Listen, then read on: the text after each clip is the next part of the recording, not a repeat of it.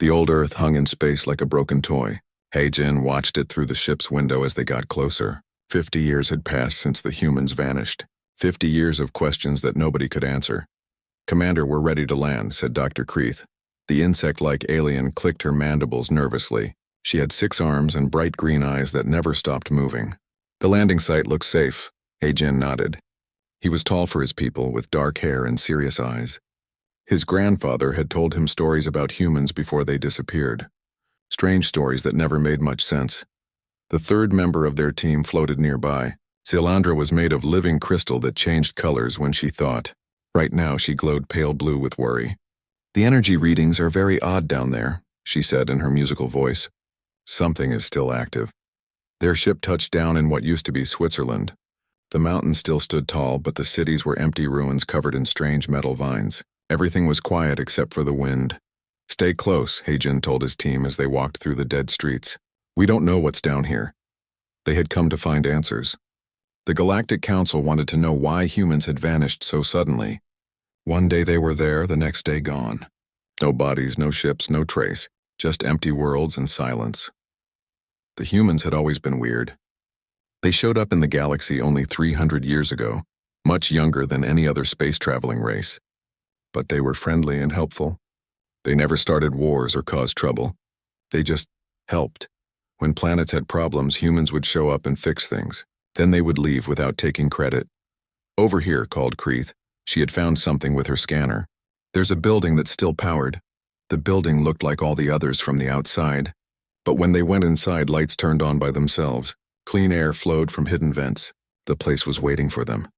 "This is impossible," Silandra whispered. Her crystals turned bright orange with shock. This technology should not work after 50 years with no maintenance. They went deeper into the building. The hallways were lined with doors that wouldn't open.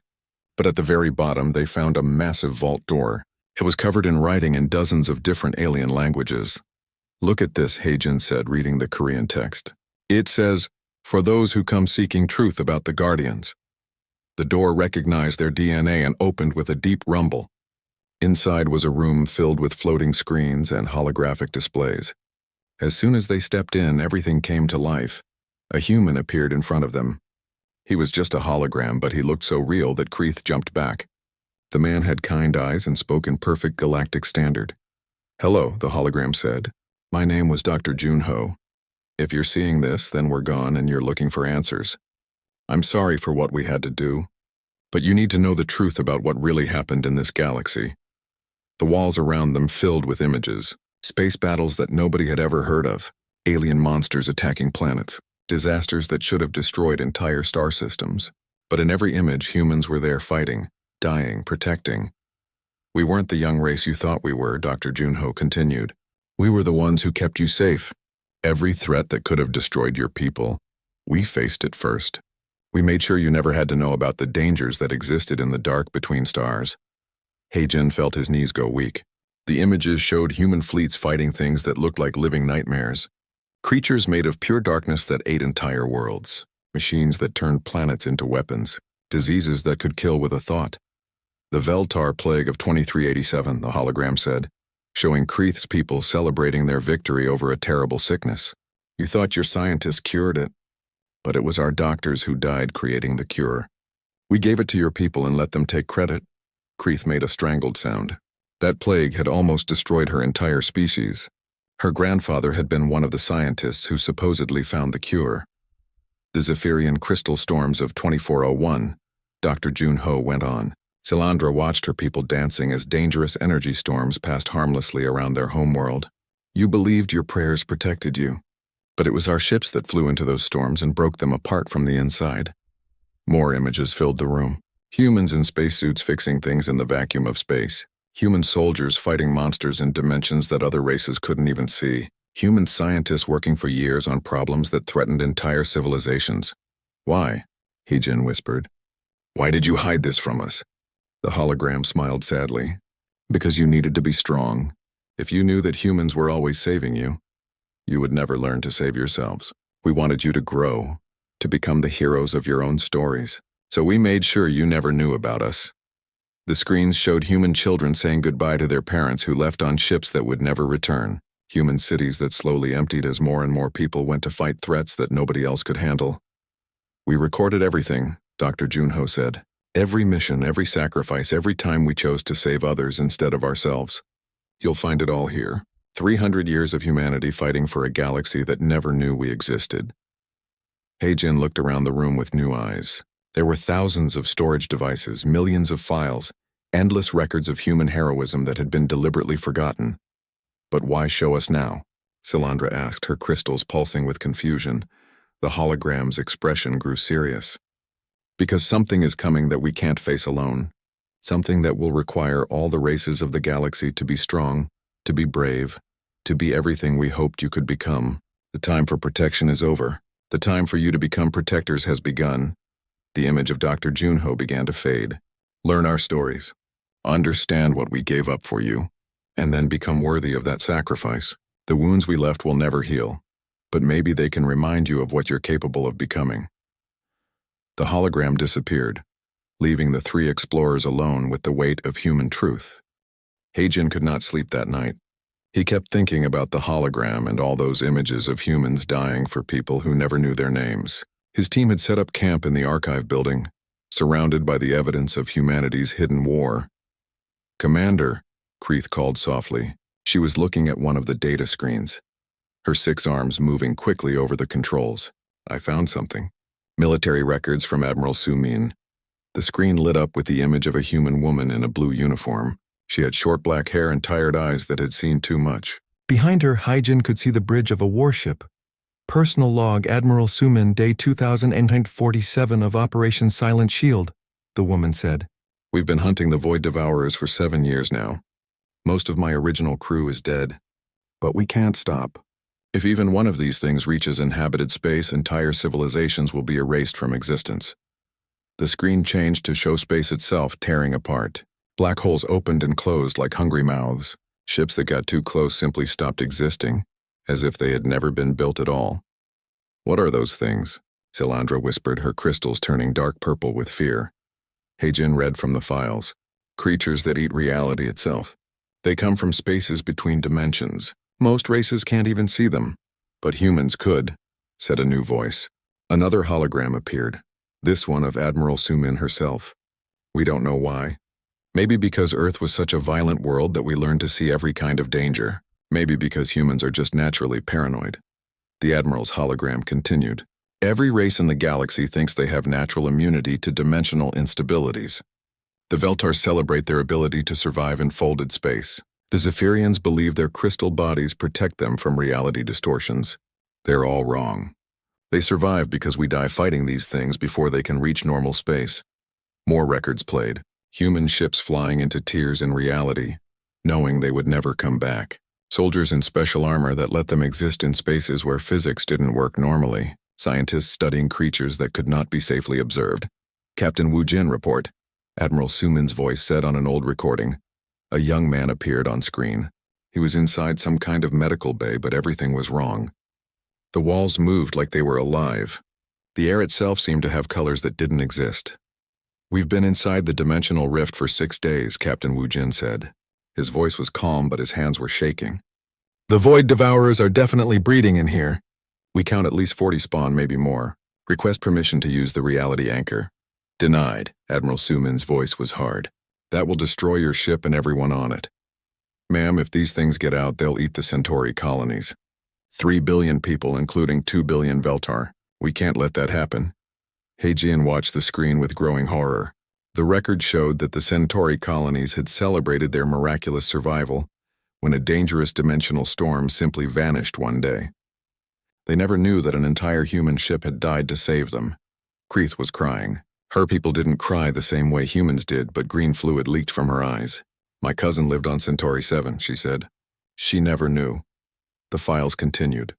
Dr. Yuri's research logs showed how humans had spent decades studying alien diseases.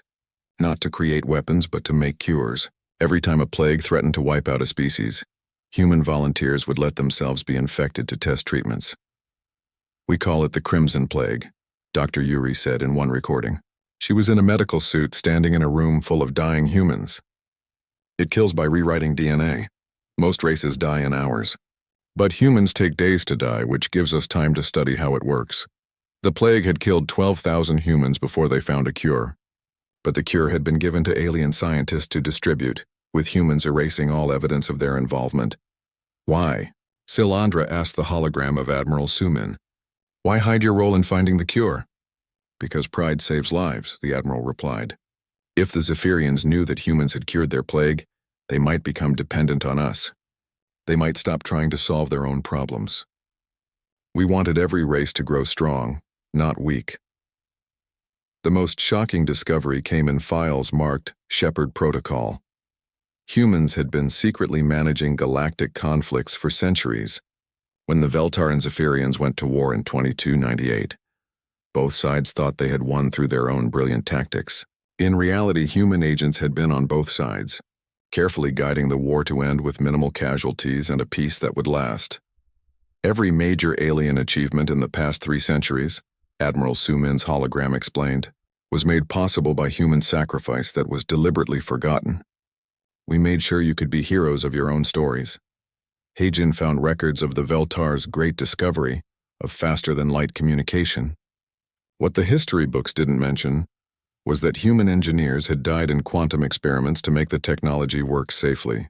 The Veltar scientists genuinely believed they had invented it themselves, because humans had planted the ideas in their minds and then erased all evidence of their involvement. The Zephyrian crystal gardens that everyone says prove your people's harmony with nature, the Admiral continued, looking at Silandra.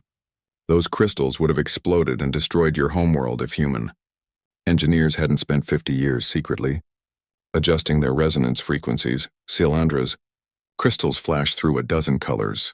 That's impossible. Our gardens have always been stable because humans made them stable and then made sure you never knew about it.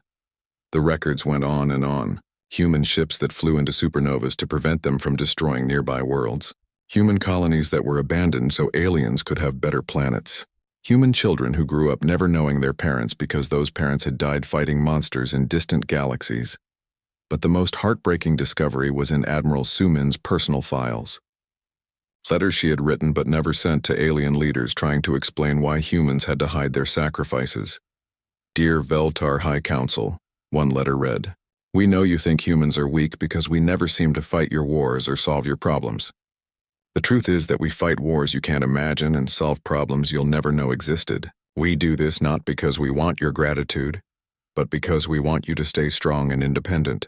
A galaxy that depends on human protection is a galaxy that will die when humans are gone. Another letter was addressed to the Zephyrian Crystal Assembly. We watch you celebrate your victories and feel proud of what you've accomplished. You should feel proud. Every one of your achievements required courage and wisdom, even if we helped make them possible. We are not your saviors. We are your gardeners, making sure you have room to grow.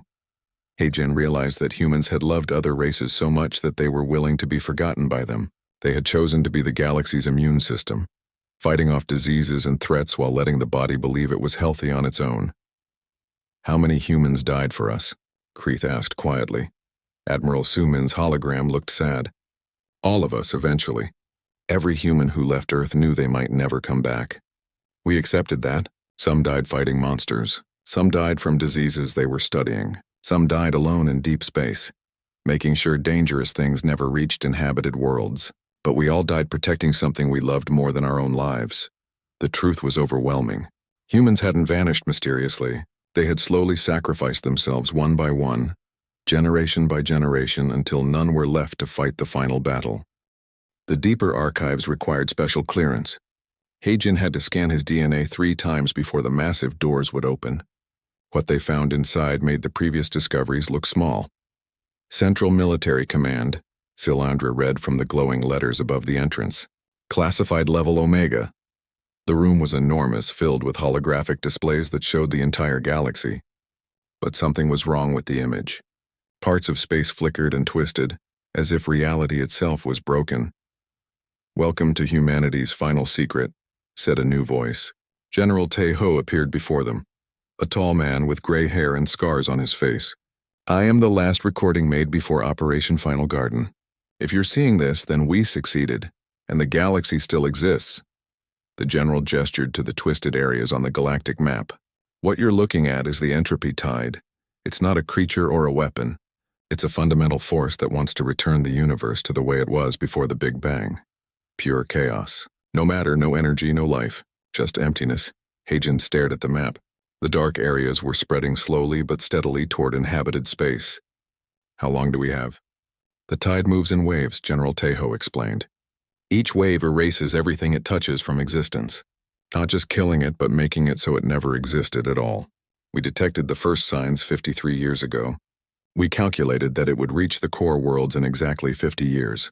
Kreeth's mandibles clicked nervously. But that was 3 years ago. Why are we still here?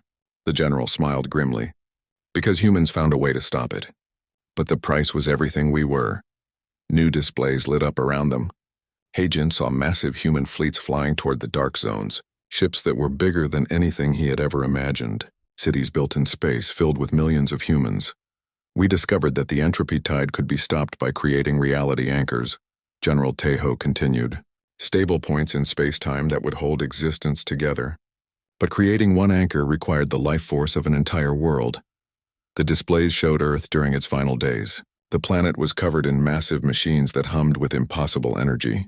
Humans worked day and night to complete the anchor project, knowing that success meant their own destruction.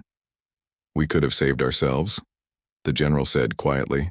We could have evacuated to other galaxies, left the tide to destroy everything here.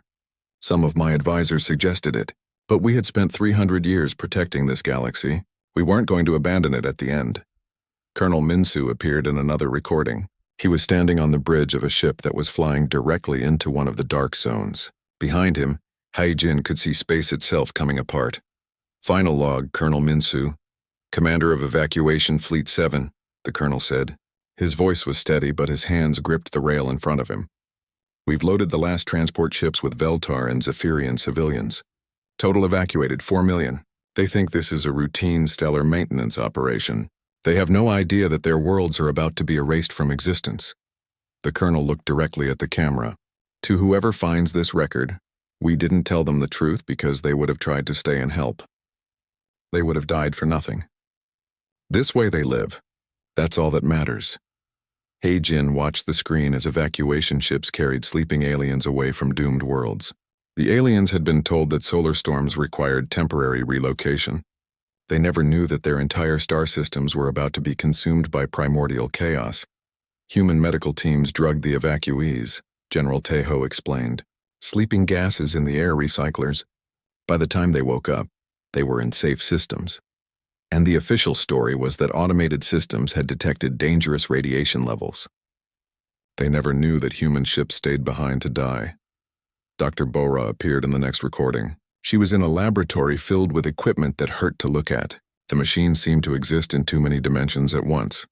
Quantum consciousness transfer, final test, Dr. Bora said. She looked exhausted, as if she hadn't slept in weeks. We found a way to encode human minds into subspace itself, not as recordings or copies, but as actual living consciousness that exists outside normal reality. Silandra's crystals flashed with confusion. Why would they want to do that? Because, General Tejo's hologram replied, we realized that stopping the entropy tide wasn't enough. The universe is full of threats like the tide. Cosmic forces that emerge every few thousand years to destroy everything. Someone needs to watch for them, to fight them when they appear. But that someone can't be tied to any one world or species. The displays showed the final phase of humanity's plan. Dr. Bora and her team had found a way to turn human consciousness into a kind of living wound in reality, binds that existed in the spaces between dimensions, always watching, always ready to protect. We became the galaxy's permanent immune system, the general explained, conscious antibodies that live in quantum space. We can't touch the physical world anymore, but we can fight things that exist outside normal spacetime. Haijin found records of the final evacuation of Earth. Every human on the planet knew what was going to happen. They said goodbye to their families, their pets, their homes. But there was no panic, no despair. They faced the end with quiet courage. Personal log, President Kyung-hee, a woman's voice said from the final recording. She was standing in what looked like the old United Nations building, but everything around her was glowing with strange energy. In 6 hours, we activate the reality anchor. Earth will be destroyed, but the galaxy will survive. I want whoever finds this to know that we made this choice freely. We could have run, but we chose to stay and protect the worlds we love." The president looked tired but peaceful. "Some people might call this suicide. I call it graduation. Humanity is growing up. We're becoming something new. Something that can protect not just one galaxy, but many. We're becoming guardians of existence itself." The final images showed Earth's last moments. The reality anchor activated with a flash of light that could be seen from neighboring star systems. But instead of an explosion, the planet simply faded away, taking with it the advancing wall of entropy. "The anchor worked," General Tejo said. "The entropy tide was stopped. Reality remained stable, and 60 billion humans became something that exists beyond death, beyond time, beyond the normal limits of existence." But the most shocking revelation was still to come. Admiral Dongsu appeared in a recording made after Earth's destruction. "But that should have been impossible. Post-transformation log Admiral Dongsu," the man said. But he looked different now. His image flickered and shifted, as if he was only partially there. "The conversion was successful. We exist now in quantum superposition, able to perceive and interact with threats that normal minds cannot comprehend." He-Jin stared at the screen. "He's still alive?" "We're all still alive," Admiral Dongsu continued. "Death is just another limitation we've overcome. We can see the void devourers hunting in deep space. We can feel reality parasites trying to burrow into normal dimensions. We fight them in ways that physics cannot describe." The Admiral's image became clearer for a moment. "To the people we left behind, we are still here. We are still protecting you. Every night when you sleep safely, it's because we are standing guard in spaces you cannot imagine. Every day when the universe makes sense, it's because we are fighting the forces that would make it chaos." But there was something else in the recording. A warning that made He-Jin's blood run cold. "However," Admiral Dongsu said, "we've made a terrible mistake. By protecting other species from every danger, we've made them weak. The next threat that comes will be too big for us to face alone. It will require every race in the galaxy to be strong, to be brave, to be willing to sacrifice everything for each other." The Admiral's image began to fade. "The gray convergence is coming, and this time we can't save you. You'll have to save yourselves." He-Jin's hands trembled as he accessed the deepest files. 3 days had passed since they entered the human archives, and each discovery was more devastating than the last. Now they were looking at humanity's final calculations, their last desperate attempt to prepare the galaxy for what was coming. "Gray convergence probability analysis," he read from the screen. "Dr. Chanwu, chief quantum mathematician, final report." A thin man with round glasses appeared in the hologram. Behind him, equations floated in the air, math so complex that it made He-Jin's head hurt just to look at it. "We've run the calculations 10,000 times, Dr. Chanwu said. His voice was calm, but his eyes showed deep fear. "The gray convergence will arrive in approximately 55 years. That gives us 5 years to prepare the galaxy for something that will make the entropy tide look like a summer rain." Andra's crystals pulsed with worried colors. "What is the gray convergence?" The mathematician gestured to a display that showed the space between galaxies. "Imagine if entropy had an opposite. Instead of breaking things down into chaos, the gray convergence forces everything to become perfectly ordered. Same result, different method. No life, no change, no possibility. Just gray perfection that lasts forever." New files opened automatically.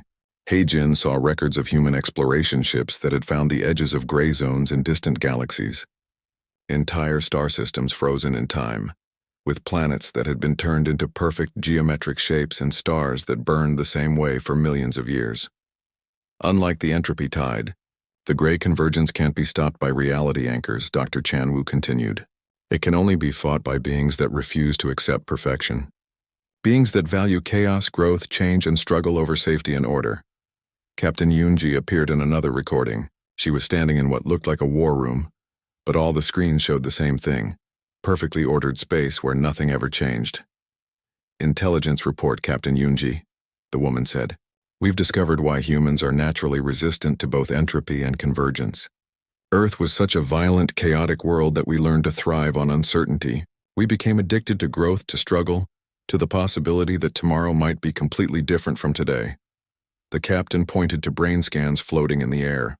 Human neural patterns are fundamentally unstable. We can't exist in perfectly ordered environments because our minds reject stagnation. Other species evolved on more stable worlds. They learned to value safety, predictability, and gradual change against the gray convergence that makes them vulnerable. He-Jin found files showing human scientists studying other species, not to harm them but to understand their weaknesses. The Veltar loved efficiency and logical systems. The Zephyrians sought harmony and balance. These were strengths in normal times, but they made both species susceptible to gray conversion. We could have simply told them, Captain Yunji explained, but a species can't be taught to embrace chaos. They have to choose it themselves, usually through facing real danger and real loss. The most disturbing discovery was in Admiral Sumin's classified reports. Humanity had known about the gray convergence for over 200 years, but they had deliberately chosen not to prepare other species for it. Classified analysis. Why we cannot warn them, Admiral Sumin said in one recording. If we tell other species about the gray convergence, they will spend the next 50 years in fear. They will try to build defenses, create weapons, form alliances, all logical responses that will make them more organized, more efficient, more vulnerable to gray conversion. The Admiral looked directly at the camera. The only way to prepare for the gray convergence is to become comfortable with chaos. That means allowing other species to face genuine uncertainty, real danger, and actual loss. By protecting them from every threat, we've made them perfect targets for gray conversion. He-Jin discovered that humans had spent their final years secretly weakening the galaxy's defenses. Not to hurt anyone, but to force other species to become stronger. They had quietly removed automated defense systems, deleted backup plans, and eliminated safety nets that kept civilization stable. Operation Necessary Cruelty, General Tejo explained in a heavily encrypted file. We've identified 847 systems that will face genuine crises over the next 50 years. Fuel shortages, political conflicts, natural disasters, technical failures. We could prevent all of them. Instead, we're going to make sure they happen. The General's expression was pained. We're forcing the people we love to suffer. Feltar colonies will face starvation. Zephyrian cities will lose power during winter storms. Trade routes will collapse, causing economic chaos. Some people will die who could have been saved. But the reasons became clear as He-Jin read deeper. Every crisis had been carefully designed to force alien species to become more flexible, more creative, more willing to take risks. The Veltar food shortage would teach them to accept imperfect solutions. The Zephyrian power failures would show them that harmony sometimes meant embracing discord. Personal log, Dr. Yuri, Psychology Division, a woman said in another recording. We're essentially traumatizing entire civilizations to prepare them for something worse. Every human involved in this operation knows we're becoming the villains in their stories. We're forcing them to grow strong by removing the protection we've always provided. Dr. Yuri looked exhausted and heartbroken. But species that face real challenges develop real strength. The Veltar colonies that survive the food crisis will be more creative and adaptable. The Zephyrian cities that rebuild after power failures will be more resilient and innovative. They'll become the kind of people who can resist gray conversion. The files showed that humans had even planned their own disappearance as part of the preparation. By vanishing suddenly, they had forced other species to face the universe without protection for the first time in centuries. Psychological impact assessment. Dr. Yuri continued. Losing humanity will be traumatic for every species we've protected. They'll experience fear, anger, confusion, and desperation. These are exactly the emotions that make minds resistant to gray conversion. Perfect order cannot exist in a mind that remembers chaos. He-Jin found records of human agents who had spent their final years secretly causing problems throughout the galaxy. They had started trade disputes, encouraged political disagreements, and even caused some minor wars. All carefully managed to maximize growth and minimize actual damage. We became the chaos the galaxy needed, Captain Yunji explained. Every argument we started taught people to fight for what they believed in. Every problem we created forced people to find creative solutions. Every loss we caused reminded people that nothing lasts forever. But the most heartbreaking files were the personal recordings of humans who died implementing these plans. They knew they were hurting people they cared about, and it was destroying them emotionally. Personal log, Agent Wu Jin, a young man said. He was crying as he spoke. I convinced the Veltar Council to reject the trade agreement with the Zephyrians. It's going to cause food shortages on both sides. Children will go hungry because of what I did today. But if I don't do this, they'll all be gray statues in 50 years. Another recording showed Agent Minsu watching a Zephyrian city lose power during a storm. I disabled their backup generators, he said quietly.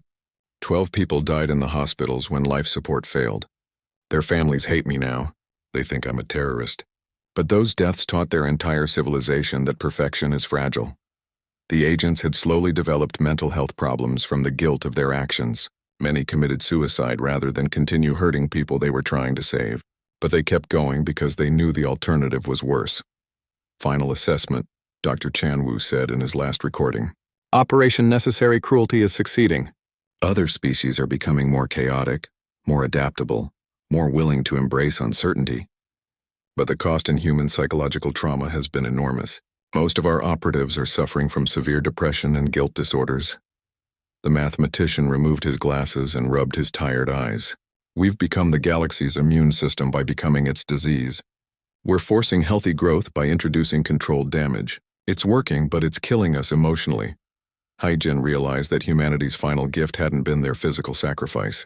It had been their willingness to become the enemies of everyone they loved, just to make those people strong enough to survive what was coming. The final chamber was smaller than the others, but it felt more important. The walls were covered with handwritten letters in dozens of languages. Messages from humans to the people they would never see again. These are goodbye letters, Silandra whispered, her crystals glowing soft gold with sadness. They wrote to us before they died. Heijin found a letter written in Korean. The handwriting was shaky, as if the person had been crying while they wrote it. To the Veltar children who will grow up thinking humans were cowards who ran away, the letter began. We didn't run. We became something else so you could stay yourselves. Every time you solve a problem on your own, every time you face danger with courage, you prove that our sacrifice meant something. Another letter was addressed to the Zephyrian Crystal Assembly. You will discover that your perfect harmony was an illusion we maintained for you. Real harmony comes from choosing peace after experiencing chaos. We gave you chaos so you could find real peace. But it was the final recording that broke Heijin's heart completely. President Kyung-hee appeared one last time, but she looked different. Older, sadder, but somehow peaceful. This is the last message humanity will ever send, she said. In 30 minutes, the transformation will be complete. We will exist as guardians in quantum space, protecting the galaxy from threats you cannot imagine. But first I need to tell you something that will hurt. The president took a deep breath. Everything you've discovered about human sacrifice is true. But there's one more secret, one final gift that we're giving you. The Gray Convergence isn't coming in 50 years. It's already here. Heijin felt the room spin around him. What? The first Gray Scouts arrived 3 years ago, President Kyung-hee continued. They've been slowly converting the outer rim systems, turning them into perfect geometric patterns. We've been fighting them in quantum space, but we can't hold them forever. They'll reach the core worlds in 2 years. New displays activated around the room. Heijin saw star maps showing dozens of systems that had gone silent in recent years. Systems that everyone assumed had suffered technical failures or natural disasters. In reality, they had been converted to gray perfection. The Centauri colonies that stopped sending messages last year, the president explained. They weren't destroyed by pirates. They were converted. Every person, every building, every living thing was transformed into a perfect gray crystal that will exist unchanged for eternity. Kreeth made a strangled sound. Her cousin had lived in the Centauri system. She had assumed the communication blackout was just equipment failure. The Zephyrian research stations that reported equipment malfunctions and then went quiet. President Kyung-hee continued. They encountered Gray Scouts and were converted within hours. The reports of malfunctions were actually their final attempts to describe something their minds couldn't understand. Silandra's crystals flashed through every color at once. Several Zephyrian research teams had vanished over the past 2 years. The Crystal Assembly had assumed they were lost in accidents. We've been buying you time, the president said, fighting the Gray Convergence in spaces that exist between dimensions. But we're losing. Not because we're weak, but because we're not enough. The Gray Convergence requires every conscious mind in the galaxy to resist it together. A new hologram appeared beside the president. It was Admiral Dongsu, but he looked different now. His image flickered and shifted, existing in multiple dimensions at once. The quantum humans have been fighting for 3 years, Admiral Dongsu said. We've destroyed thousands of Grey Scouts, prevented hundreds of conversions, and slowed their advance. But they adapt to our attacks. They're learning to convert quantum consciousness itself. The Admiral's image stabilized for a moment, showing the exhaustion in his eyes. We need help. Not from human technology or human weapons, but from the kind of chaotic, creative, illogical thinking that other species do better than we ever did. President Kyung-hee nodded. Humans are good at fighting and sacrificing and protecting, but we're not good at the kind of beautiful, irrational creativity that makes life worth living. That's why we needed to force other species to become strong, not so they could fight like us, but so they could fight like themselves. The displays showed examples of what she meant. Feltar engineers who had solved impossible problems with solutions that made no logical sense, but somehow worked perfectly. Zephyrian artists who had created beauty so chaotic that it confused even quantum computers. The Grey Convergence can convert logical thinking, the president explained.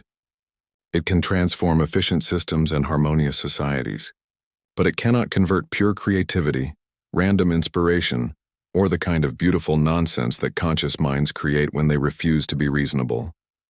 Heijin understood now. Humans had forced other species to become more chaotic and creative, because those were the only weapons that could defeat perfect order. You've already been fighting without knowing it, Admiral Dongsu added. Every time a Veltar engineer built something that shouldn't work but did anyway, they damaged the Grey Convergence's ability to convert that system. Every time a Zephyrian composed music that was too beautiful to analyze mathematically, they created a zone of resistance that Grey Scouts couldn't enter. But there was more. The archives revealed that some humans had survived the transformation in a different way. Dr. Bora appeared in a final recording, but she was standing in a place that didn't look like anywhere in normal space. Dimensional research log. Dr. Bora, day 1 of the new existence, she said. Some of us chose a different path. Instead of becoming quantum guardians, we merged our consciousness with the creative force itself. We became living inspiration. Behind her, Heijin could see impossible colors and shapes that hurt to look at, but somehow made him want to laugh and cry at the same time. We are the dreams that other minds dream when they create something new, Dr. Bora explained. Every time a Veltar child imagines the impossible machine, we are there helping them imagine it. Every time a Zephyrian artist feels inspired to create something that has never existed before, we are there sharing that inspiration. The revelation was staggering. Humans hadn't just sacrificed themselves to protect other species. They had become part of the creative process itself, secretly inspiring the very chaos and creativity that could defeat the Grey Convergence. The past 3 years of increased innovation across the galaxy, Dr. Bora continued. The sudden burst of artistic and scientific creativity that everyone has been celebrating. That wasn't coincidence. That was us, working through every mind that was willing to dream of something impossible. President Kyung-hee reappeared for the final message. This archive will shut down after you leave. The information it contains is too dangerous to leave unguarded, but you 3 have learned enough to warn others. The Grey Convergence can be defeated, but only if every species in the galaxy chooses creativity over safety, chaos over order, and hope over fear. The president smiled, and for a moment she looked young again. The wounds we left will never heal, but they're not meant to. They're meant to remind you that love sometimes requires sacrifice, that protection sometimes requires pain, and that the most beautiful things in the universe come from minds that refuse to accept limitations. The final display showed the current state of the galaxy. Gray zones were spreading but slowly, and in the systems where other species had embraced chaos and creativity, the conversion had stopped completely.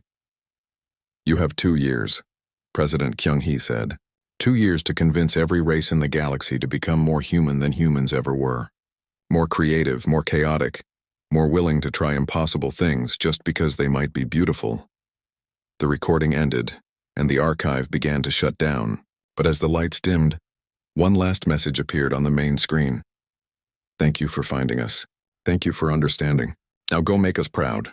Heijin looked at his companions. Kreeth was clutching a data storage device that contained proof of humanity's sacrifice. Silandra's crystals were glowing with determined silver light. We have to tell them, Heijin said quietly. All of them. Every species, every world. They need to know what humans did for us and what we have to do for ourselves. As they walked back to their ship, Heijin felt something strange. A sudden urge to design a completely impractical building that would somehow make people happy just by looking at it.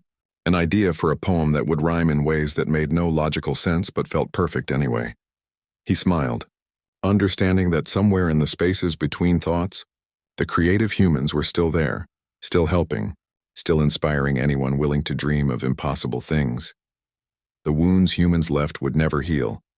But maybe, if other species could learn to create beautiful chaos the way humans had taught them to, those wounds could become the source of something even more magnificent than what had been lost. The galaxy would survive, not because humans had protected it, but because they had taught it to protect itself.